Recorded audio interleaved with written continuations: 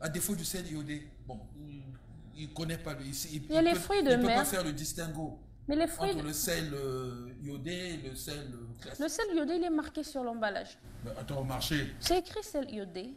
moi je vois des cuvettes de sel. Oui, c'est cuvette, c'est pour ça que j'ai dit, j'ai pas envie de me prononcer là-dessus. Oui. Mais quand nous achetons du sel avec l'emballage, Oui, mais ça, c'est c'est au marqué sel supermarché. iodé. Même au marché, on a. Pas au supermarché. Au marché, on trouve du sel iodé. Bien sûr. Maintenant, quelqu'un qui vit à Ouesso, Il va acheter du sel iodé, on a bon, partout. il ne connaît pas, il ne trouve pas. Pour compenser. Non, il y en a. Oui, bon, en admettant, bon, pour compenser. Les fruits de mer. Les fruits de mer. Oui. C'est quoi les fruits de mer? Mais pour quelqu'un qui est allergique aux fruits de mer. Il va consommer du sel iodé. C'est un tour de vie, ça. Tout le monde cuisine avec du sel. Oui, mais on ne Donc, connaît pas même toujours si la qualité du sel. Oh, mais majoritairement, c'est du sel iodé. Moi, avec emballage, c'est bien écrit. Par exemple, avant de discuter avec vous, je ne savais pas qu'il y avait tous ces paramètres-là, iodé. Non, il faut consommer du sel iodé. Donc, vous conseillez, vous recommandez aux populations de consommer de préférence le sel iodé. Iodé, exactement. Vous cherchez le sel iodé. Voilà, ça éviterait d'avoir un goitre, c'est-à-dire une tuméfaction, une augmentation du volume de la thyroïde d'origine endémique, je me précise. Parce que le goitre n'est pas toujours endémique. Le goitre peut être source d'une pathologie maligne, d'un cancer, mais là je suis dans le goitre endémique, c'est-à-dire c'est lié à la carence en iode. Oui. Voilà. On nous conseille souvent de bien regarder le manioc avant de l'acheter parce que, bon, il y a des maniocs qui sont préparés dans des zones... On ne peut pas savoir à l'achat, on ne peut pas savoir. Comment savoir qu'un manioc est préparé dans telle zone? On ne sait pas. Ouais, bon. On se trouve devant la vendeuse, on achète du manioc, on ne sait même pas comment c'est fabriqué. Alors, des fois c'est fait à Brazza, des fois ça vient de l'intérieur du pays, on ne peut pas savoir. Alors, le danger c'est quoi? Le danger dans un manioc. Le manioc n'est pas... Il y a quoi? Mal préparé, quand il n'est pas cuit, tout ce que je sais, le manioc c'est un féculent. Oui. Parce qu'il contient de l'amidon, donc ça contient des sucres qu'on appelle les sucres lents. Qu'il faut consommer, ce n'est pas interdit. À chaque repas, il faut qu'il y ait un féculent. Mais le manioc contient un peu de cyanure. Et ce que nous avons constaté, il y a par exemple dans le diabète lié à la malnutrition. Donc les patients qui arrivent malnutris, qui développent un diabète, souvent on incrimine des pancréatopathies, c'est-à-dire une pancréatite chronique. Et ces pancréatites, ce sont des patients souvent qui sont de grands consommateurs de manioc. Ah. Bon, grand consommateur de manioc dans le sens, il est malnutri, oui, mais peut-être que son aliment de base, c'est le manioc, il consomme plus de manioc parce que par rapport aux protéines, il y a moins de protéines, Il y a des régions où on demande aux enfants de manger plus de manioc que de viande. On demande aux enfants On te met beaucoup de manioc. On met beaucoup de manioc parce que... Mais c'est pour justement pour... Exactement. Parce que le manioc contient du sucre et ça donne l'énergie, hein. Oui, il y a un petit morceau de poisson salé comme ça et puis... L'alimentation doit être équilibrée. Oui, mais alors l'équilibre est où? Un petit morceau comme ça de bocalo ou de poisson salé et un gros morceau de manioc à côté. Ce n'est pas équilibré. C'est pas équilibré. Non. Et ça peut avoir des conséquences sur la santé de l'enfant. Oui, la malnutrition, bien sûr. Malnutrition. Bien sûr. L'alimentation doit être équilibrée. Il doit y avoir des glucides, il doit y avoir des protéines, il doit y avoir des lipides. Même si nous disons le cholestérol, il faut lutter contre le cholestérol, qui est une substance lipidique, comme je venais de le dire. Mais dans notre alimentation, il doit avoir tous ces trois composants. Il doit avoir du sucre, il doit avoir du gras, il doit avoir des protéines, le poisson, il faut bien manger. Il faut prendre des fruits. Oui, enfin, ça dépend des moyens. Voilà. Déjà, nous avons un grand problème avec l'alimentation. Concernant l'alimentation de nos sujets diabétiques, j'ai vu des patients revenir en consultation pour dire qu'à la maison, je ne mange que des légumes, je ne prends que de l'aubergine, ce qui est amer, alors que ça ne devait pas se faire. Il s'impose un régime? Non, c'est même pas s'imposer un régime. Lui, il se dit, le patient, le plus souvent, nous le rencontrons en consultation, le patient qui est diabétique se dit, quand il consomme ce qui est amer, ça diminue sa glycémie. Le taux de sucre. Exact. On vous Alors demande que de manger la cola. C'est faux. Parce que ce qui est amer ne contient pas de sucre. Je suis d'accord que tout ce qu'ils prennent, des aubergines, des légumes, c'est bien pour la santé. Hein. Ça apporte du fer et tout ce que vous savez, ne contiennent pas de sucre. Donc la glycémie ne va pas monter. C'est bien, ça ne va jamais augmenter la glycémie, mais ça ne va pas baisser la glycémie. Ils n'ont pas ce pouvoir hypoglycémiant. Ce qui est amer, ça s'arrête au papier gustatif. C'est la bouche qui dit que c'est amer. Mais il n'y a aucun effet... Il n'y a aucun bénéfice. Non, non. Il y a quand même un bénéfice. Mais le bénéfice, oui. Il n'y a pas un effet hypoglycémiant. Voilà. Il faut en consommer parce qu'on aime manger les légumes, parce que c'est bien d'en consommer.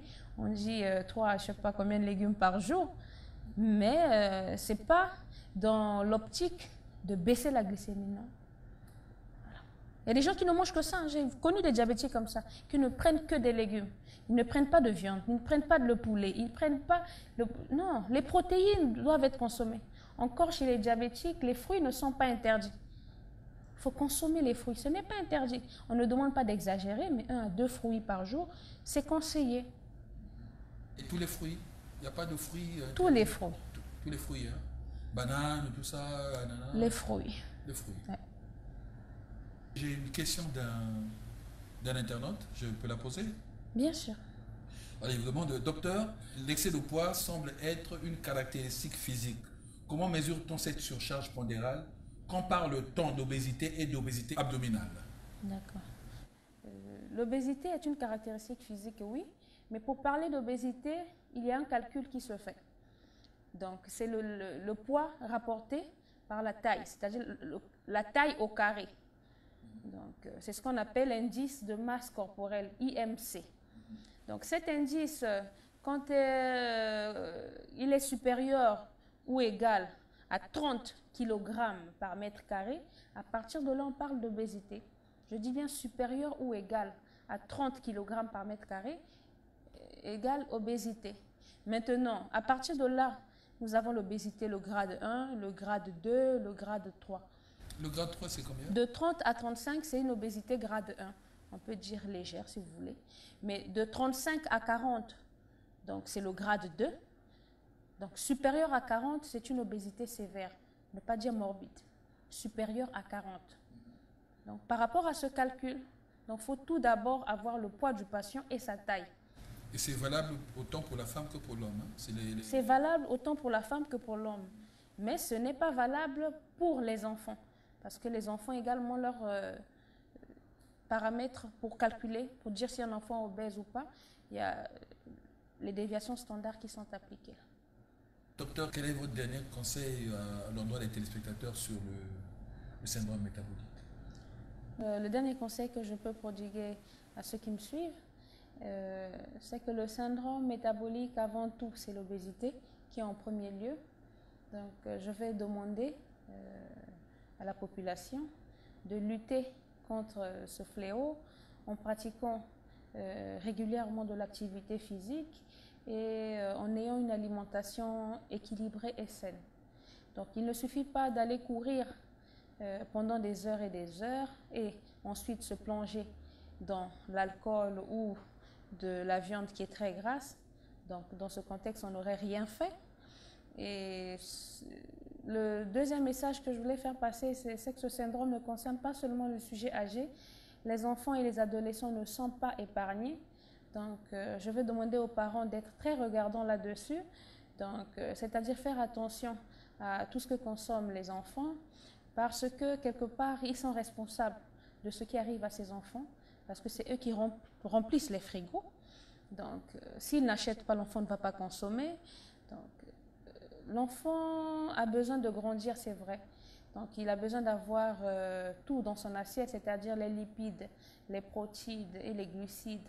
Autrement dit, il doit avoir un féculent dans son repas, il doit avoir du sucre, il doit avoir des protéines, du poisson, du poulet, de la viande.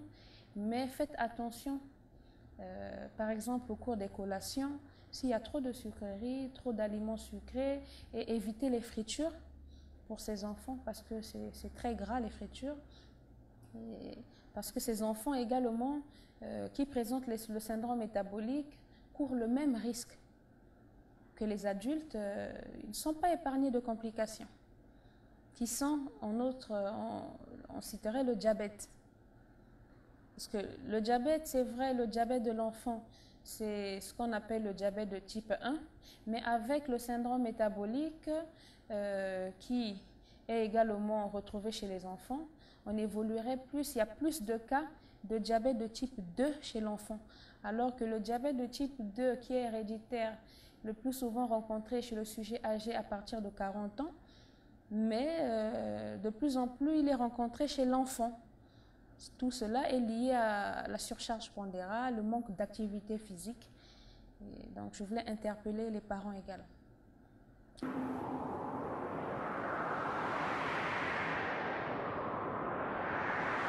Mesdames, Messieurs, nous sommes arrivés à la fin de cette émission. Merci pour votre fidélité à l'émission Carrefour. Nous disons aussi merci pour tout à notre invité, le docteur Raïssa Mayanda. Notre pensée du jour est de Marx Alexis. Il n'est pas de plus grand bonheur que d'être en parfaite santé. Point de citation. Prenez bien soin de vous et des vôtres, car votre santé est votre bien le plus précieux. Au revoir et à la semaine prochaine sur la même chaîne.